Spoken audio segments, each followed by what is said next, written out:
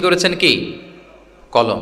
রুফিআতিল আকলামু ওয়া জাফফাতিস সুহুফ, কলম উঠিয়ে নেওয়া হয়েছে আর যা লেখা হয়েছিল সব শুকিয়ে গিয়েছে।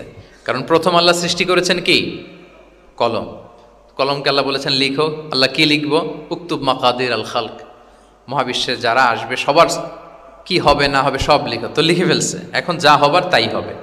তাহলে দেখেন, আকীদা সংক্রান্ত, ইসলামের বুনিয়াদী বিশ্বাস সংক্রান্ত চমৎকার কিছু লার্নিং, কিছু লেসন আল্লাহ রাসূল সাল্লাল্লাহু আলাইহি ওয়াসাল্লাম আব্দুল্লাহ ইবনে আব্বাসকে দিয়েছেন, এবং এটা ছিল ওয়ান অন ওয়ান মিটিং। এরপর একই প্রশ্নের জবাবে ভিন্ন ভিন্ন জনকে ভিন্ন ভিন্ন উত্তর দিয়েছেন রাসূল সাল্লাল্লাহু আলাইহি ওয়াসাল্লাম। এটাকে এডুকেশনের ভাষায় বলে পার্সোনালাইজেশন। কি বলে? মানে যার যেটা লাগবে। শিক্ষক ভালো বুঝে, কয়েকটা ক্লাস নিলে উনি বুঝে ফেলে যে কার রিসিভিং ক্যাপাসিটি কতদূর, কার কোনটাতে ঘাটতি, কার কোনটাতে সমস্যা। একজন আদর্শ শিক্ষক, একজন চৌকস শিক্ষক, তিনি খুব সহজে এটা ধরে ফেলেন। তো রাসূল সাল্লাল্লাহু আলাইহি ওয়াসাল্লাম হি ওয়াজ এ ভেরি গুড অবজারভার।